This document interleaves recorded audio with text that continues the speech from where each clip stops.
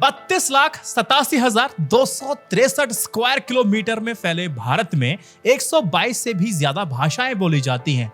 ध्यान रहे कि अगर एक ही भाषा को अगर 10,000 से भी ज्यादा लोग बोलते हैं, उसको भाषा की कैटेगरी में काउंट कर लिया जाता है। तो भारत के अंदर 122 भाषा बोली जाती हैं और भारतीय संविधान ने 22 भाषाओं को रिकॉग्निशन दी है। अब सवाल एक बवाल अमित शाह जी के इस बयान से उठने लगता है और स्वाभाविक है, इतिहास में भी ऐसा हुआ है। जब मैंने इतना पढ़ा तो मेरा दिमाग पहुंच गया आगे पीछे क्या क्या होगा। अमित शाह जी ने बोला people from different states should speak in Hindi not English. आपको इंग्लिश आपको हिंदी बोलने में शाह जी ने ऐसा बोला। भाई बवाल तो हो रहा था, लेकिन मैंने सोचा कि इसके पीछे का मकसद क्या हो सकता है यार, क्योंकि मतलब समझ में नहीं आ रहा मेरे। तो मैं थोड़ा पॉलिटिकली सोचना शुरू किया। फिर मैंने सोचा कि देखो आने वाले वक्त में चुनाव भी है। कहां पर चुनाव है? हिमाचल प्रदेश और गुजरात में है, तो वहां तो इसका समर्थन मिल ही जाएगा। लेकिन उसके अगले साल ना साउथ में, कर्नाटक में, वहां भी तो चुनाव है, तो वहां तो विरोध होगा भी और इतिहास में हुआ भी है और अभी भी हो रहा है, तो विरोध तो वहां पर भी होगा। तो आखिर बीजेपी करना क्या चाह रही है? देखो अभी यूपी का चुनाव हुआ, मतलब कास्ट पॉलिटिक्स की बेहतर सोशल इंजीनियरिंग को कैसे बीजेपी ने नेशनलिज्म के आड़ में उसको हरा दिया। यानी कि हिंदुत्व के सहारे वो खेलते, बात नहीं बनती, लेकिन नेशनलिज्म हिंदुत्व से बड़ा मुद्दा हो गया।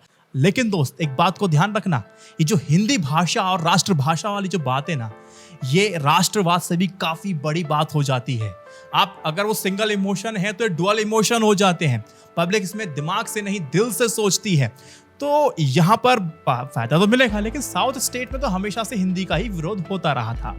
सवाल यहाँ पर यह है कि बीजेपी आखिर करना क्या चाह रही है। देखो अगर मैं आपको इतिहास की तरफ ले जाऊं तो 1937 में भी मद्रास की प्रेसिडेंसी में इसका एक विरोध हुआ था।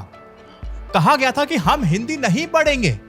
3 साल तक प्रोटेस्ट चलते रहे, विरोध होने लगा। 1940s में आकर के फिर इसको टेक डाउन करना पड़ा कि ठीक है साउथ में आपको हिंदी नहीं पढ़ाएंगे। जैसे ही हमारा देश आजाद होता है 1947 के बाद, फिर कोशिश क्या की गई? कोशिश नेहरू जी के द्वारा यह की गई, हम ऐसा करते हैं कि चलो ठीक है हम हिंदी को भी और इंग्लिश को भी साइमल्टेनियसली रख लेते हैं। प्रयास यह किया जा रहा था कि हम इंग्लिश को सिर्फ दिखावे को रखेंगे, लेकिन हिंदी को अपनी राष्ट्रभाषा घोषित कर देंगे। इतना दबाव पड़ा, इतना प्रोटेस्ट हुआ, हार करके, बहुत सोच समझ करके नेहरू जी 1963 में ऑफिशियल लैंग्वेज एक्ट लेकर के आए और उसमें कहा कि आपकी जो हिंदी है और जो इंग्लिश है, हम दोनों की ऑफिशियल लैंग्वेज ही रखेंगे। अभी ऑफिशियल लैंग्वेज हिंदी और इंग्लिश है, राष्ट्रभाषा आज भी नहीं है, नेशनल लैंग्वेज हमारी कोई भी नहीं है। ध्यान रखिएगा इस बात का। अब नेहरू जी ले तो आए इसको, मतलब इतना करने के बाद भी साउथ के लोगों को लगा कि ये तो इन्होंने हमारे दिखाने के लिए बना दिया, ऑफिशियल एक्ट तो इन्होंने बना दिया, हो सकता है इसको डाइल्यूट कर देंगे। तो फिर दोबारा से ही 1965 में फिर आंदोलन शुरू कर दिया, प्रोटेस्ट करना शुरू कर दिया। फिर इंदिरा गांधी जी ने गारंटी दी, आप टेंशन ना लीजिए, आप हिंदी भी रखेंगे, हम इंग्लिश भी रखेंगे, हम हिंदी को नहीं थोपेंगे, हम इसको राष्ट्रीय भाषा नहीं बनाएंगे। तब जब गारंटी दी तब जाकर कुछ मामला शांत पड़ा था। और आप अगर आपने इतिहास पढ़ा होगा तो आपको पता होगा कि कैसे भाषा के आधार पर राज्य बंटने लगे थे, तो उसको कैसे टैकल किया गया, कैसे नहीं किया, वो पता है। लेकिन ध्यान रखिएगा दोस्त, भाषा के आधार पर राज्य तो बट रहे थे, लेकिन यहां पूरा देश ही पलट गया था। आपको ईस्ट और वेस्ट पाकिस्तान की बात पता होगी ना। वेस्ट पाकिस्तान ईस्ट पाकिस्तान से कहता था कि आपको ना उर्दू बोलनी पड़ेगी। अब जो ईस्ट पाकिस्तानी है बोले हम उर्दू क्यों बोलेंगे, भाई हमें बंगाली पसंद है, हम बंगाली ही बोलेंगे। तो पाकिस्तान बोलता भाड़ में जाओ तुम। लेकिन अब जो ईस्ट पाकिस्तान है, अब वो बांग्लादेश के नाम से जाना जाता है। तो देखो भाषा के आधार पर राज्यों की मांग तो होती है, दो देश विभाजित हो जाते हैं। तो सवाल यहां पर यह था कि अमित शाह करना क्या चाह रहे हैं।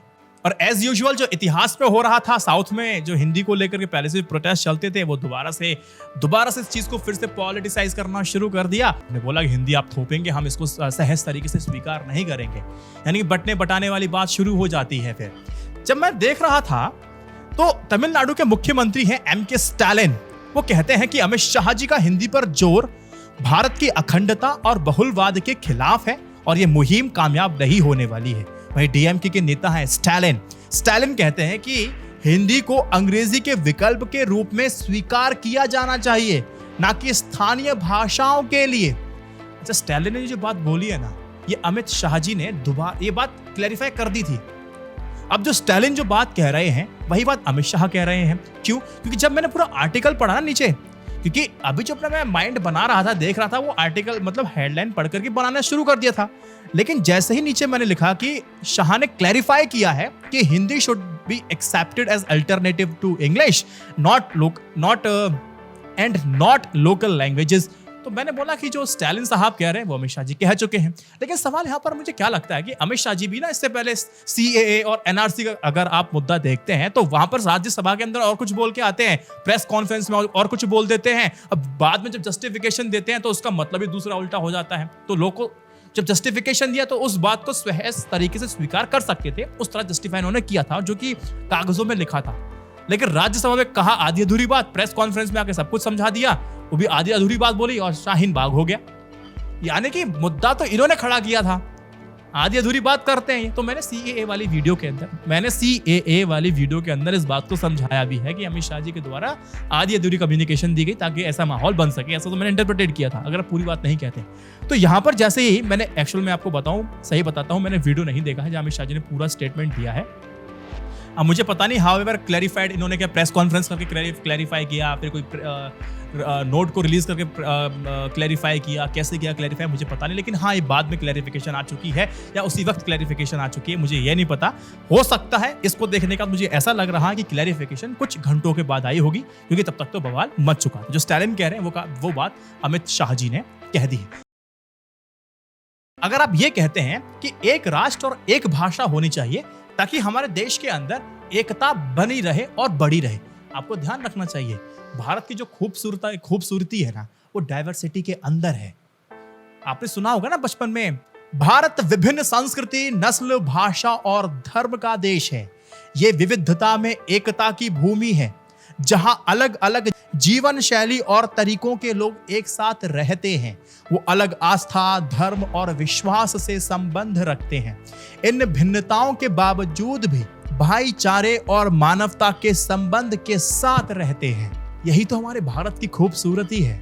और आपको पता है अभी तक ऑफिशियल लैंग्वेज ही हमारी हिंदी और इंग्लिश ही है ना, राष्ट्रीय भाषा अभी तक ये नहीं है, ध्यान रखना। और अगर आप बेस्ट चीज अगर मेरे से पूछेंगे तो वो त्रिभाषा की नीति है, 3 भाषाओं को रखिए, इंग्लिश, हिंदी प्लस आपकी लोकल लैंग्वेज, वो बेस्ट रहेगी, इसमें कोई विवाद नहीं होगा। जो स्टालिन कह रहे हैं वही मांग अमित शाह कह रहे हैं, ठीक है, अच्छी बात है। क्योंकि अब हम भाषा के आधार पर बंटना नहीं चाहते हैं और ना ही देश को बंटने देना सकते हैं। हमने पाकिस्तान देख लिया, हमने 1947 के बाद जो मारकाट शुरू हुई थी भाषा के आधार पर, हमें राज्य बना दीजिए, हम वो सब देख चुके हैं। हम दोबारा से उस सीढ़ी को, हम दोबारा से मतलब उस चीज को रिवाइंड कर करके नहीं देखना चाहते। हम इंटरेस्टेड भी नहीं, हम जो यंग पीढ़ी है ना, हम रिवाइंड करके वो पीछे की जो कुछ हो चुका हम देखना नहीं चाहते हैं ना, हम देश को बहुत आगे देखना चाहते हैं। हम इन सब लफड़ों में नहीं पड़ना चाहते। बात पसंद है तो इस वीडियो को 3 व्हाट्सएप ग्रुप पे शेयर कीजिएगा। जय Hind, Vande Mataram, stay updated, stay educated, सत्यमेव जयते, नमस्कार।